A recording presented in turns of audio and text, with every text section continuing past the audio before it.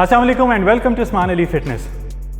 हम जब भी वज़न कम करने लगते हैं और उसके लिए हम कोई भी डाइट स्टार्ट करते हैं, चाहे वो क्रैश डाइट है, चाहे हम भूखा रहना शुरू कर दिया है, चाहे बैलेंस डाइट है, तो स्टार्ट में हमारा वेट तेज़ी से गिरता है और उसकी वजह ये होती है कि बॉडी में जो वाटर स्टोर हुआ होता है बॉडी उसको रिलीज़ करती है। जब आप लो कार्ब डाइट पे आते हैं तो बॉडी से वाटर रिलीज़ होता है, जिसकी वजह से शुरू में ज़्यादा वज़न गिरता है, लेकिन साथ साथ तीसरे चौथे हफ्ते तक वो रेशो स्लो होती जाती है, कम होती जाती है। और कई दफ़ा ऐसा हो जाता है कि आप बावजूद कोशिश के वेट कम नहीं कर पा रहे होते, और ये बहुत ज़्यादा परेशानी का बायस होता है उन लोगों के लिए जो बहुत ज़्यादा मोटिवेशन के साथ वेट लॉस करना शुरू करते हैं और एक स्टेज पे आके उनका वज़न गिरना रुक जाता है।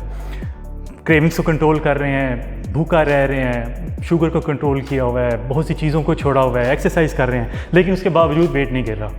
तो आज की वीडियो में मैं आपको 10 ऐसी गलतियां बताऊंगा जिसकी वजह से वेट लॉस प्रोसेस या स्लो हो जाता है या बिल्कुल रुक जाता है।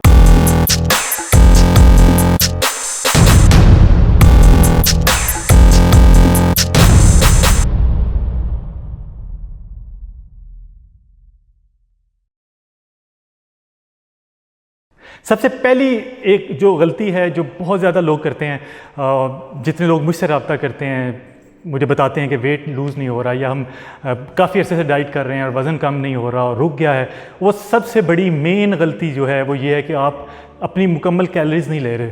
जो आपकी बॉडी की रिक्वायर्ड कैलोरीज़ हैं वेट लॉस करने के लिए, आप वो नहीं ले रहे। बहुत ज़्यादा कम कैलोरीज़ पे आ जाते हैं, तकरीबन भूखा रहना शुरू कर देते हैं, क्रैश डाइट जिसे कहते हैं वो कर लेते हैं।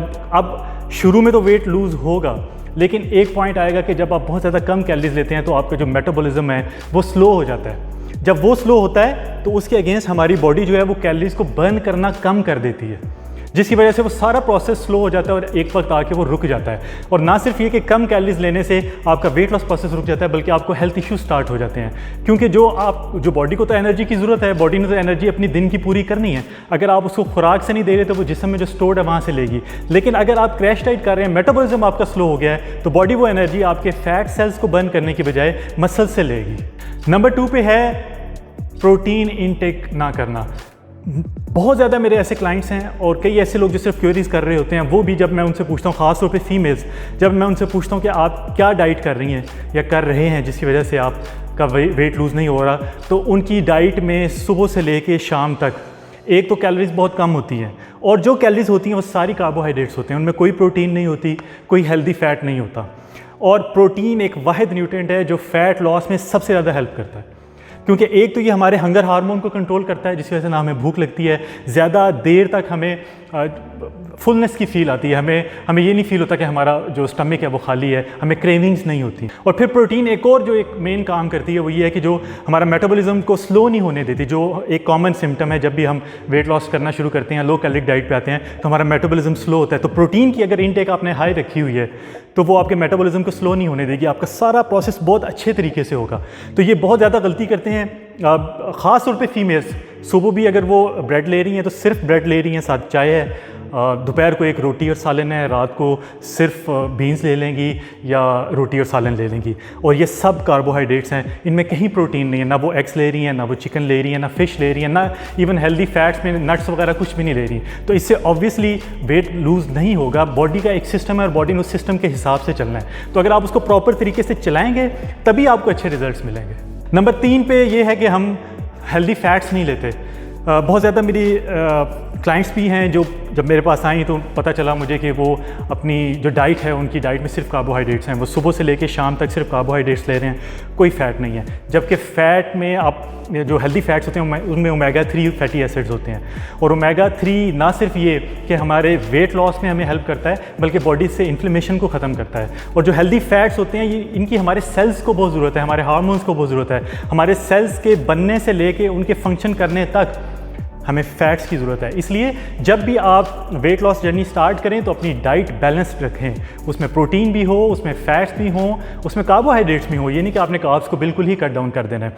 और हेल्दी फैट्स बहुत ही ईजी सोर्सेज हैं आपकी, नट्स हैं, आलमंड्स हैं, वॉलनट्स हैं, आपके ये सीड्स हैं, फ्लैक्स सीड्स हैं, चिया सीड्स हैं, सनफ्लावर सीड्स हैं, पीनट बटर है। तो ये बहुत ईजी ऑप्शन हैं जो अवेलेबल होती हैं। ऑलिव ऑयल आप ले सकते हैं। लेकिन एक चीज़ का आपने ध्यान रखना है कि जो आपने डाइट अपनी बनानी है या जो भी आप डाइट ले रहे हैं उसमें आपने फ़ैट्स की कंजम्पशन कम रखनी है, रखनी ज़रूर है लेकिन कम रखनी है, क्योंकि ओवरऑल कैलोरीज फिर बढ़ जाएंगी। और बहुत ज़्यादा कंजम्पशन जब आप फैट्स की लेंगे तो जिस तरह 1 ग्राम फैट में 9 कैलोरीज होती हैं, तो उस हिसाब से फिर वो कैलोरीज इनटेक आपकी बहुत ज़्यादा हो जाएगी, हो सकता है वो आपकी रिक्वायर्ड कैलोरीज से बढ़ जाए।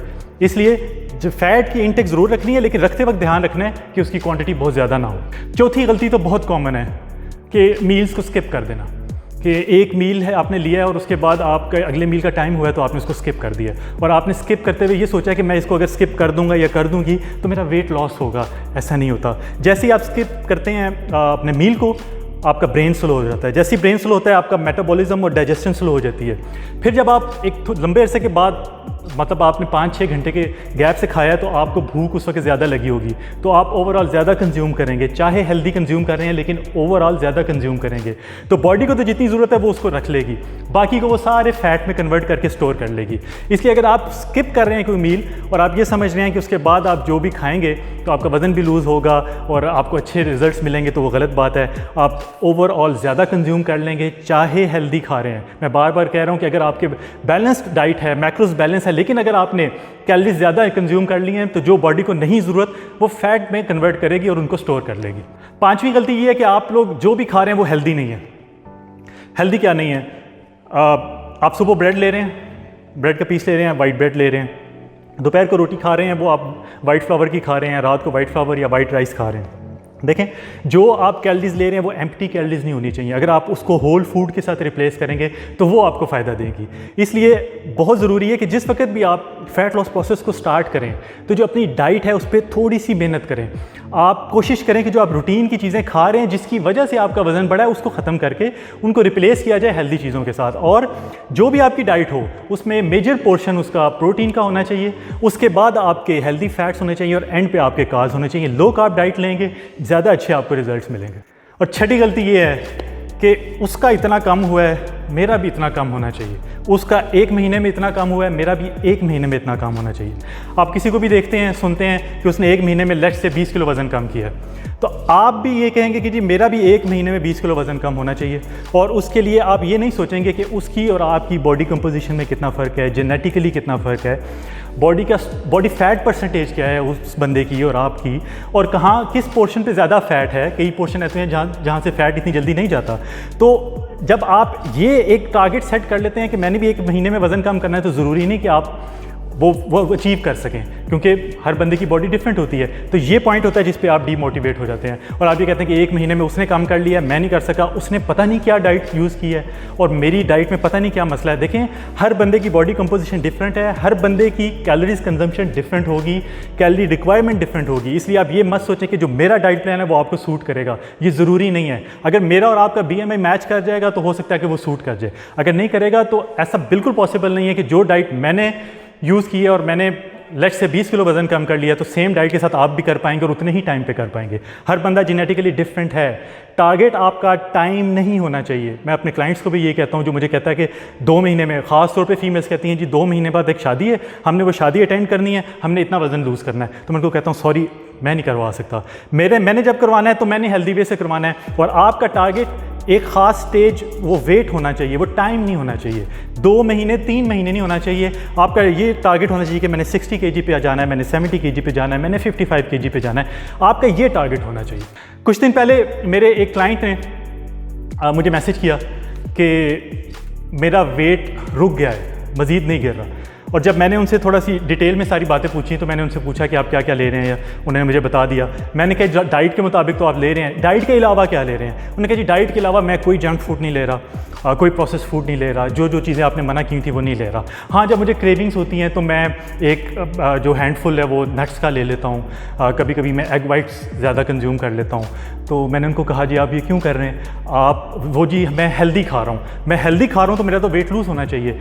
पॉइंट ये है, आप चाहे हेल्दी खा रहे हैं, आपको अपनी रिक्वायर्ड कैलोरीज से ज़्यादा नहीं खाना। बॉडी की एक टेंडेंसी है कि उसने इस रेंज में आपका वेट लूज़ करना है, लेट्स से 1500 कैलोरीज में करना है। अगर आप 1500 कैलोरीज ले रहे हैं, बॉडी को 2000 रिक्वायर्ड हैं, बॉडी जो ऊपर वाली 500 हैं वो आपके जिस्म में फ़ैट सेल से लेगी, जिसकी वजह से फ़ैट कम होना शुरू होगा। लेकिन अगर आप 1500 कैलोरीज हैं, आप 16, 17 या 2000 भी ले रहे हैं, चाहे हेल्दी फूड से ले रहे हैं, वज़न कम नहीं होगा।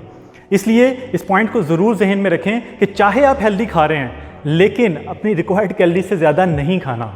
8वां पॉइंट बहुत इंपॉर्टेंट पॉइंट है, हम लोग इस पे बहुत ज़्यादा गलती करते हैं, इसको बिल्कुल माइंड में नहीं रखते, और वो है कि हम लोग वाटर इनटेक पूरी नहीं करते। देखिए हमारी बॉडी जो है वो 75% वाटर है, और पानी क्या करता है कि जब हम इस पानी को कंज्यूम करते हैं तो वो हमारी बॉडी में सेल्स को अपना प्रोडक्शन में, उनकी फंक्शन में, हमारा मेटाबॉलिक सिस्टम, डाइजेस्टिव सिस्टम, हमारे जो ट्रांसपोर्टेशन ऑफ केमिकल्स है, हमारे जो टॉक्सिन बनते हैं बॉडी में उसकी एक्सक्रीशन, सब के लिए पानी की ज़रूरत होती है।